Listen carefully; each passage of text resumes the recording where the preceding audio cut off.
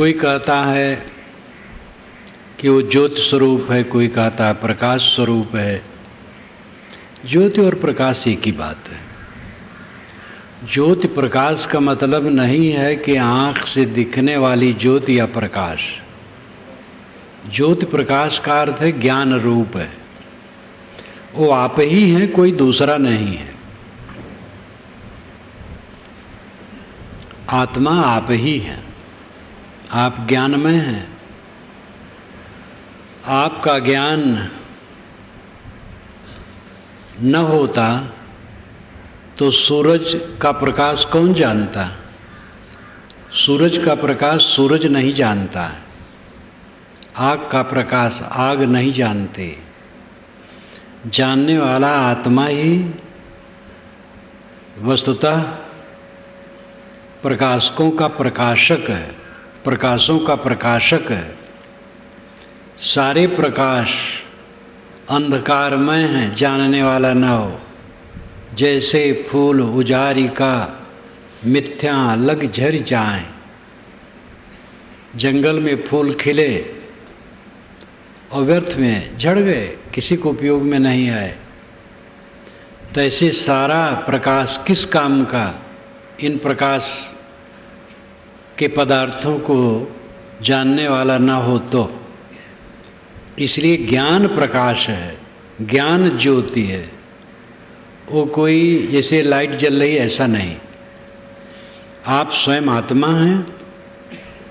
अपने मन को चारों तरफ से हटा लीजिए, अपने आप रह जाइए बस। या तो ये सोचिए कि मैं नित्य हूँ, निर्मल हूँ, शुद्ध हूँ, चैतन्य हूँ, ज्ञान स्वरूप हूँ। इस भाव में मन लगाइए। इसको कहते हैं आत्मचिंतन। या बाहर की बातों को भूलने का प्रयास कीजिए। सब भूल गए तो अपने आप रह गए, कुछ न सोचो, बस बोध हो जाना चाहिए कि मैं देह से अतीत शुद्ध चैतन्य हूँ। उसके बाद कुछ न सोचना ध्यान है। कुछ सोचने की ज़रूरत ही नहीं, लेकिन कुछ न सोचने की स्थिति में नहीं जा पा रहे हैं तो ये सोचो कि मैं निर्मल हूँ, शुद्ध हूँ, कल्याण रूप हूँ, कोई दुख मेरे में नहीं है। और जो कुछ मैं मानता हूँ वो सब कणों का जोड़ है, परिवर्तनशील है, रहने वाला नहीं है। इन दोनों बातों को जो अपने मन में रखेगा वो दुखी नहीं होगा। आध्यात्मिक साधना का फल है दुखों से छूट जाना। चाहे आप वेद वाणी पढ़ें, श्रुति वचन, चाहे कबीर वाणी पढ़ें, चाहे बुद्ध वाणी पढ़ें, चाहे शंकर वाणी पढ़ें, सब यही बताते हैं दुख से छूटने की बात। दुखों से अत्यंत निवृत्त। और दुखों से तभी छुटकारा है जब मिलने वाली चीज़ों के प्रति अनासक्ति होगी। जो कुछ हमें मिलता है सब कणों का जोड़ है और रहने वाला नहीं। धन के कमी होने से कोई दुखी है, परिवार के कुपात्री होने से कोई दुखी है, कुआचरण में चल रहा है।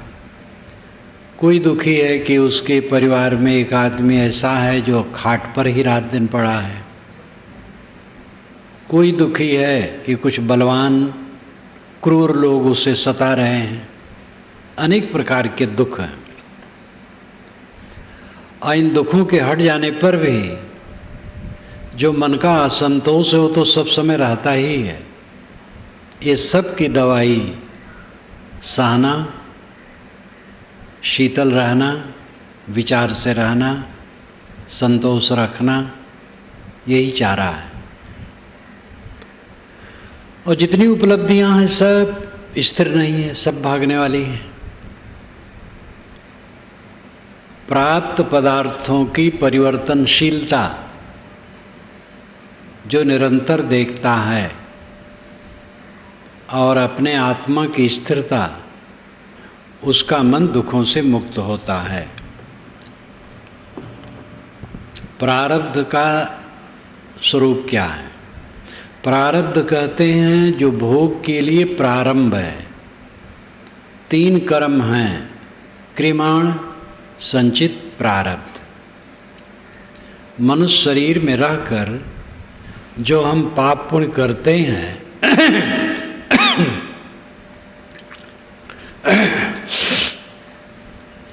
इसको क्रिमाण कहा जाता है। राग पूर्वक, मोह पूर्वक पाप करते हैं, पुण्य करते हैं, राग करते हैं, द्वेष करते हैं, मोह करते हैं, वैर करते हैं, और इसको लेकर के दान करते हैं, चोरी करते हैं, हिंसा करते हैं, दया करते हैं, अच्छा और बुरा दोनों प्रकार का जो करते हैं, ये क्रिमाण कर्म है। क्रिमाण का मतलब है वर्तमान में जो कुछ किया जाए। संचित का अर्थ है कि किए हुए कर्मों का संग्रह हो जाना, इकट्ठा हो जाना। प्रारब्ध का अर्थ है जो भोग के लिए उपस्थित हो। जैसे किसान खेत जोतता है, बीज डालता है, निदाई करता है, ब्यासी करता है, पानी डालता है, खाद डालता है, ये क्रिमाण कर्म है। और जब अन्न हो गया, चावल हो गया, धान हो गया, कूट करके एक बखारी में भर लिया, बाकी बड़ी बखारी में धान डाल दिया, तो जो कूट करके रखा वो प्रारब्ध है, अब वो खा रहा। और जो अलग रखा है धान, वो संचित है।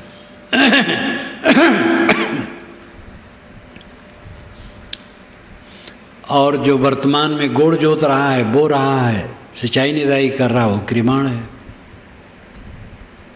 क्रिमाण कर्म वर्तमान में किए जाने वाला, संचित कर्म संग्रह, प्रारब्ध भोग में उपस्थित। मनुष्य शरीर की रचना जब होती है, पहले प्रारब्ध बनता है, तब शरीर बनता है। प्रारब्ध पहले बना, पीछे बना शरीर। तो जब जीव शरीर छोड़ता है तो कुछ कर्म संस्कार आगे हो जाते हैं, उसी से शरीर बनता, वही प्रारब्ध है। कैसे बनता है? उसके अपने नियम हैं, वो प्रकृतिगत नियम है, स्वभाव सिद्ध नियम है, उसको कोई बैठ करके करता वरता नहीं। जैसे कल मैंने उदाहरण दिया था, पौधा बना, फूल खिले, कलियां मुरझाईं, बीज आए, फल लगे, इसको कोई करता है? बीज, वृक्ष, ऋतु, पानी, हवा, प्रकाश, ये सब के नियमों से वो खुद होता है। यही विवेक की बात है। तो शरीर में जो सुख दुख हैं, खास शरीर का गढ़न, अंगों का होना, टेढ़ा मेढ़ा होना, ठीक होना, कमज़ोर होना, बलवान होना, ये सब प्रारब्ध कृत है। बुद्धि का तीव्र होना, बुद्धि का मंद होना, ये प्रारब्ध कृत है।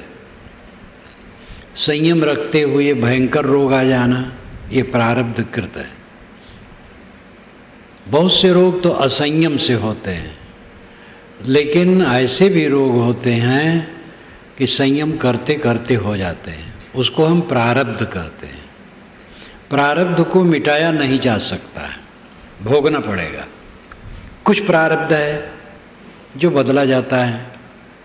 ये साधु लोग जहाँ थे, जहाँ जन्मे, जो कुछ मिला था प्रारब्ध कृत था, लेकिन उसको छोड़ दिए। तो ये बाहर वाला तो छूट सकता है, परिवार छोड़ दिया, घर द्वार छोड़ दिया, छूट गया, लेकिन शरीर जो साथ है, तो शरीर में जो उसके पाप पुण्य कृत सुख और दुख भोग हैं, वे उदय हो गए और उनको भोगना पड़ेगा। प्रारब्ध बदला नहीं जा सकता है। प्रारब्ध बदलने में बस यही सामान्य समझ लेना चाहिए कि साधु लोग घर छोड़ दिए, इस तरफ आ गए, तो जो वहाँ मिला था प्रारब्ध रूप ही था, लेकिन वो छोड़ दिए। तो बाहर की चीज़ें छोड़ सकते हैं, लेकिन जो शरीर है उसकी गढ़न को थोड़ी छोड़ सकते हैं, और उसमें जो स्थितियाँ उसको थोड़ी छोड़ सकते हैं। कोई मंद बुद्धि का है, मंद बुद्धि रहेगी, तीव्र बुद्धि का है, तीव्र बुद्धि रहेगी, चाहे अच्छे में लगावे चाहे बुरे में लगावे। तो प्रारब्ध प्रायः भोगना पड़ता। प्रारब्ध पहले से जानने में नहीं आता है। भयंकर रोग आ गया है, कब ख़त्म हो जाए कुछ पता नहीं, ख़त्म भी हो जाता है। और स्वस्थ आदमी बैठा है, भूल उल्टित हो जाता है, लकवा हो जाता है तुरंत।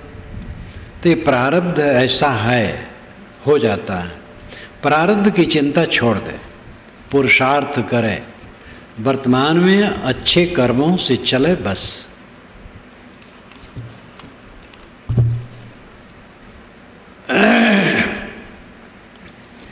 हिंदुस्तान की धार्मिक ग्रंथों पर पुस्तक प्रायः लिखी जा चुकी हैं आपके द्वारा, लेकिन अब तक पुराणों, भागवत तथा हदीस और कुरान पर पुस्तकें नहीं लिखी गई हैं। क्या आप इन पर पुस्तक लिखने की कृपा करेंगे? अब शरीर बुढ़ा गया है, कितना लिखता रहूँगा। निमंत्रण तो खूब आते हैं, ऐसे ऐसे निमंत्रण आते हैं। एक पंडित तो हमारे पीछे पड़ा है 2-3 वर्षों से श्रीमद् भागवत पर लिखने के लिए, लेकिन मैं बिल्कुल नहीं सोचता हूँ इतना बड़ा बड़ा काम अब इस उम्र में करना ठीक नहीं। और कितने कहते महाभारत पर लिख दीजिए, वो तो और बहुत बड़ा है। कौटिल्य अर्थशास्त्रम पर लिखने के लोग मुझे कहते हैं। योग दर्शन एक शास्त्र पर मैंने भाष्य लिखा है, 5 शास्त्रों पर भाष्य लिखने के लोग कहते हैं। सभी पुराणों पर लिख दीजिए, एक ही ग्रंथ में सब पुराणों की समीक्षा हो जाएगी। ये सब करने का भी हिम्मत नहीं। अब शरीर है, स्वास्थ्य ठीक है, किसी बातचीत को देखते पढ़ते मन में गुदगुदी आ जाए, जो साधना परक है, हमारी लाइन का है, जिसमें कि साधना की बातें कुछ लिख जाए तो कोई ताज्जुब नहीं। कसम नहीं खाया हूँ कि नहीं लिखूँगा, लेकिन ये बड़े बड़े काम भागवत पर, पुराण पर, महाभारत पर, कौटिल्य अर्थशास्त्रम पर, अन्य 5 शास्त्रों पर, अब ये सब लिखने की हिम्मत नहीं। और लोग आएंगे, लिखेंगे, पढ़ेंगे, केवल मैं ही ठेकेदार थोड़े ही लिखा करूँ कुल। अभी गत वर्ष में मैं कबीर दर्शन पढ़ रहा था प्रेस में देने के लिए। उसका अक्षर महीन हो गया था जरा, 12 पॉइंट का 13 पॉइंट में करवाया गया है। तो उसका संदर्भ देखते देखते विवेक चूड़ामणि के मंत्रों से मिलाने के लिए विवेक चूड़ामणि उठाया, मिलाया, मेज पर रख लिया। विवेक चूड़ामणि कई बार पढ़ा हूँ। मन में हुआ कि वैराग प्रधान ग्रंथ है, आत्मज्ञान प्रधान ग्रंथ है। तो ये विचार होने लगा कि तथागत बुद्ध क्या कहते हैं। लिखा जा चुका है, उसके संस्करण भी कई हो गए हैं। तो स्वामी शंकर क्या कहते हैं, ये भी बहुत रोचक होगा। धम्मपदम में तो सारे मंत्रों को मैंने लिखा। स्वामी जी के कुछ मंत्र ऐसे हैं जो भावना प्रधान है, उसको लिख करके फिर वहाँ खंडन करना अच्छा नहीं। तो उनके जो ज्ञान वैराग परक मंत्र हैं उन पर लिखा जाए तो 400-450 मंत्रों पर हो सकते हैं, जो बहुत महत्वपूर्ण है। ऐसा मेरे मन में विचार उठने लगा। और उनकी काव्य शक्ति, प्रांजलता, उनकी वाणी में जो प्रसाद गुण है, कहने की सरल शैली, और सब कुछ बड़ा अद्भुत और प्रशंसनीय है। ज्ञान वैराग के प्रसंग बड़े सुंदर हैं। कुछ उनकी मान्यताएं हैं जो विचारणीय हैं उन मंत्रों को छोड़ दिया जा सकता और उन पर परिशिष्ट में विचार कर लिया जा सकता है, किंतु जो काम की चीज़ें वही बहुत हैं। तो मेरे मन में हुआ काम बहुत रहा, अभी फुर्सत मिली तो 9 मंत्रों पर भाष्य लिखा। अब उसमें कुछ होता जाएगा तो हो जाएगा, तो हो जाएगा, नहीं होगा तो नहीं होगा। बुद्ध क्या कहते हैं तो शंकर क्या कहते हैं, ये बात लिखी जाए तो बहुत बढ़िया पुस्तक साधकों के लिए होगी। तो इस प्रकार कोई साधना परक चीज़ हो, दिमाग में आ जाए, कुछ और लिख दूँ, स्वास्थ्य ठीक रहे, तो कोई ऐसी बात नहीं है। लेकिन ये बड़ी बड़ी पुस्तकें लिखना, बड़े काम करना, अब ये सब दिमाग में नहीं आता है। कल दिनांक 20 को सभी मंदिरों में देवी देवताओं ने दूध पिया। इस घटना के बारे में समझाने की कृपा करें। ये तो राजनीति है, राजनीति करने वाले लोग ऐसा करते रहते हैं। कौटिल्य अर्थशास्त्रम आज से 2300 वर्ष पुराना ग्रंथ है, राजनीति का बहुत महत्वपूर्ण ग्रंथ है। उसमें लिखा है कि राजा के पास धन की कमी हो जाए तो चौराहे पर देवता प्रकट कर दे और उसमें सब लग जाए आदमी। कोई कहे कि मेरी आंखें नहीं थी, हो गई इसकी पूजा करने से, कोई कहे मुझे ये मिल गया, वो मिल गया, खूब चढ़ावा होगा, फिर वो पैसा राजकोष में जाए। तो राजा लोग, मंत्री लोग, राजनेता लोग और राजनीतिक दृष्टि वाले ये सब काम करते रहे हैं। धर्म के क्षेत्र में भी राजनीतिक काम करने वाले हैं। लोगों को वर्गला करके खींचना। बम्बई में समुद्र का पानी मीठा हो गया किसी पीर के प्रभाव से, तो इतना लोग पानी भर के पीने लगे और बोतल में ले जाने लगे। सुनता हूँ सरकार चिल्ला रही है, अरे ये सब नुकसान करेगा, नहीं पीना चाहिए, पुलिस कहती है, कौन मानता है। तो दूसरे तरफ ये हुआ कि दुर्गा जी को दूध पिला दिया गया। आज से 10-11 वर्ष पूर्व गणेश जी दूध पिए थे, अब दुर्गा जी पी ली। और मैं तो यही निवेदन करता हूँ इन लोगों को पिलाना चाहिए बराबर। 4-6 महीने पिलाएं तो दुर्गा जी, गणेश जी सब घूमने फिरने लगेंगे, उनके हाथ पैर में बल आ जाएगा, हम लोगों का बड़ा लाभ होगा। लेकिन इनकी श्रद्धा एक ही दिन रहती है, क्योंकि राजनीतिबाजी रहती है। जीव मरने के बाद कहाँ जाता है? जैसा कर्म करेगा वैसे वहाँ जाएगा। जैसे कर्म कोई कुछ खत्म तो होता नहीं, न जड़ खत्म होता है न चेतन। ये वैज्ञानिक तथ्य है कि सत्तात्मक जगत में